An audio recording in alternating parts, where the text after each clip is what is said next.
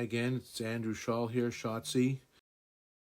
I'm now doing a master copy of a John Singer Sargent self-portrait from the early 1900s. Priming my canvas as I usually do and beginning to block in a very, very loose, rough outline of the shape of the head, the location of the eyes, nose, mouth, very loosely, very roughly, and now putting in some darks. I tend to start with the darks as a anchor kind of for the rest of the painting. In keeping with my style, it's very loose, it's very rough. I'm using a large brush. I want to stay away from all detail and any temptation to fine-tune anything. This is just a very loose sort of setting up for later in the painting when I'm going to start adding some specifics. I am putting in a little bit of flesh tone right now, but again, in very broad strokes, in large spaces. I'm not looking for any small differences in shade or in color. I'm just trying to summarize large spaces and try to see the relationship between those as a guide for the overall shape of the figure. Like my previous video, we filmed from the right side, not knowing that my hand would cover a lot of the work I'm doing.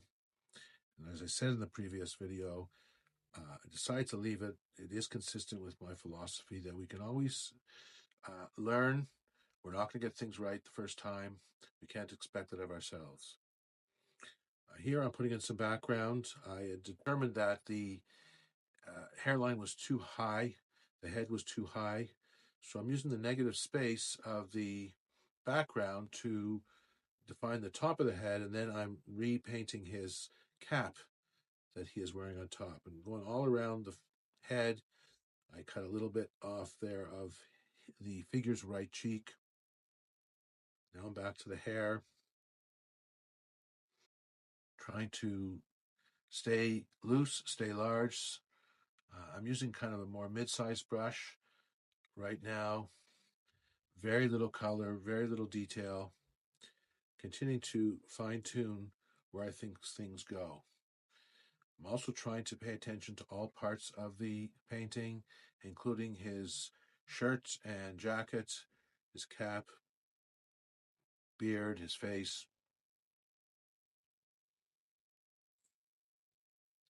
And as you can see, going back and forth, trying to figure out exactly where does the ear go, where's the top of the ear, where's the bottom of the ear.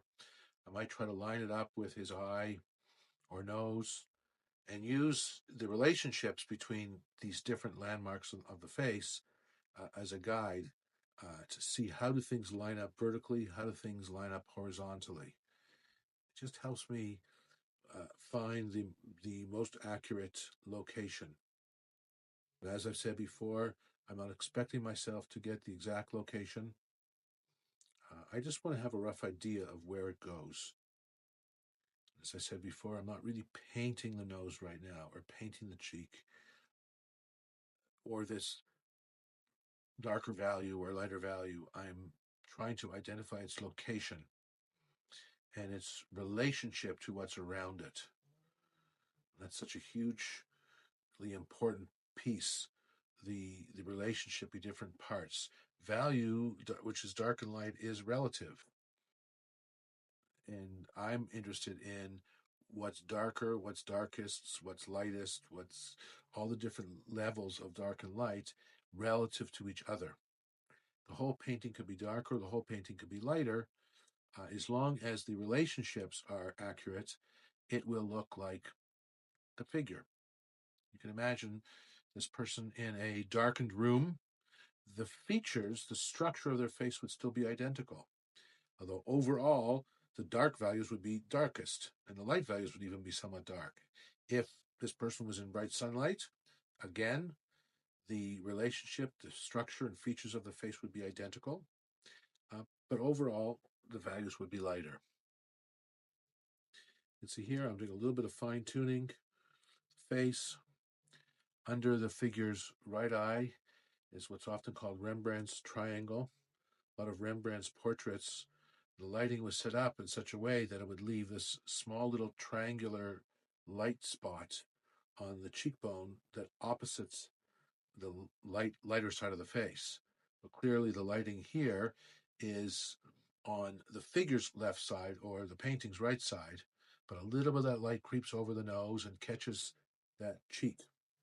And precisely how the light catches the cheek, how the light catches the nose, and if I can represent that accurately, I will represent the structure accurately. So where light hits tends to be warmer, tends to be lighter. Where light doesn't hit, where it's blocked, either cast shadow or it's away from the light, it will tend to be darker and often a little bit cooler.